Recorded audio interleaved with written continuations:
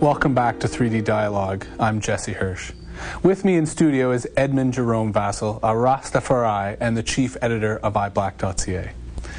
Now, before the break, we touched upon the notion that Rastafari is not a religion, but a spiritual practice. Perhaps you could explain that a little and explain why it's not a religion and, in fact, is spirituality. Thank you. Well, first of all, it is easy that we start by understanding the difference between religion and spirituality.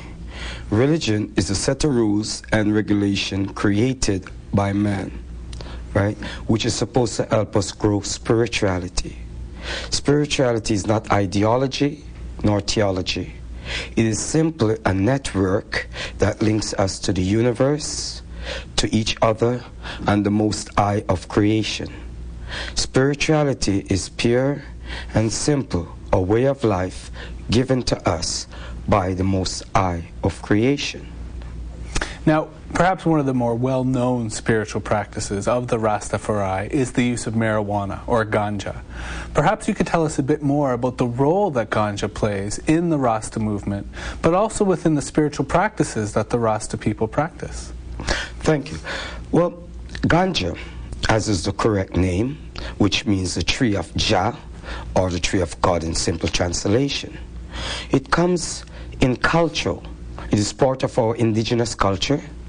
It is also part, as you say, of our ritual rite, which means the invoking of the spirit within our organization or within our congregation at the moment, right? Everyone have different form of things. In most people, we're not a bloodletting people, so therefore we do not offer animal sacrifice. And we can look at Ganja to say it goes way back as to the time of Noah. When Noah offers what they say in sacrifice, it could not be so. If he was to kill the animals, he would have disrupted the procreation order by which things were to come, right? So obviously it would have been more likely a plant that he offered, and in this case Ganja. When you go back to Mount Sinai, they said they saw the burning bush. Since flax and those things are not indigenous to the region, but hemp or Ganja is, then would it not naturally be it is the smell, the odor that he first observed that caused him to be curious? And that bush again, could it not also be Ganja? So therefore, as what the spiritual order is, the invoking of the spirit, Ganja is what brings out that invokement. Now, there's this notion within Rastafari, the term I and I. How does I and I relate? What does it mean? But explicitly, how does it relate to Ganja and the use of Ganja? Well, I and I can go back to my Lord said unto my Lord, sit at my right hand till I make thine enemy thy footstool. So my Lord is one, and my other Lord is another, Father and Son. Likewise, within a spiritual understanding or aspect of things, we are linked, as I say, to the universe and to the Most High. I and I, spiritually. When we smoke Ganja, right, it not only links ourselves, but it also brings that spiritual concept, because the human body is composed of two beings, spiritual and physical. Likewise, we're composed of two minds, subconscious and conscious mind. What the Ganja does, it opens the conscious mind with the subconscious mind. So, and it also brings the spiritual being within the order of the physical being. So in oneness, the Ganja invoke the Spirit of God and also give us a complete, should I say, link of nature, spirit, and the universe. Fascinating. Now, speaking of links, although partly changing subjects, your internet site, iblack.ca, is a fairly comprehensive and large site. Perhaps you could tell us about the success or challenges that you've had in using the internet to reach out and promote the Rastafari movement. Well, the challenges that I do have is to within my own community. That is the hardest challenge, because my community, as you know, we speak of Babylon system. They see the internet as a Babylonian tool.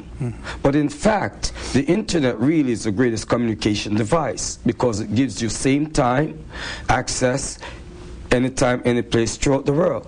So using that tool, we can communicate with each other all over the world and spread the message.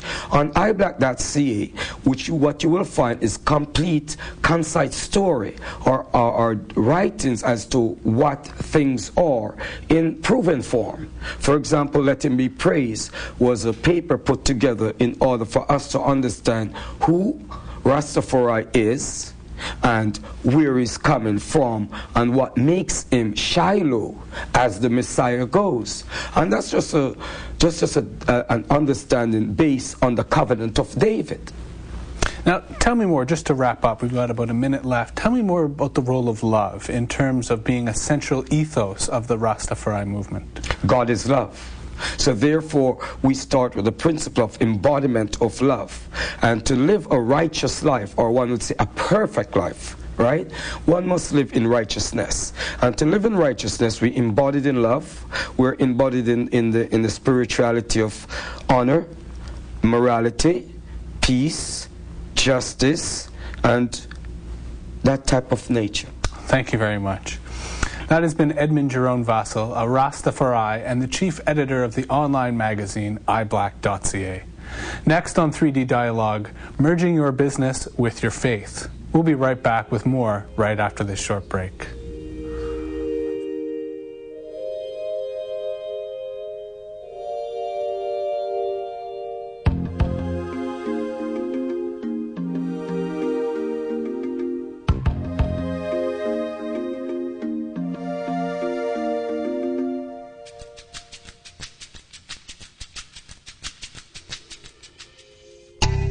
Call the Rogers Television Viewer Response Line at 1-800-939-7787 or visit our website with your comments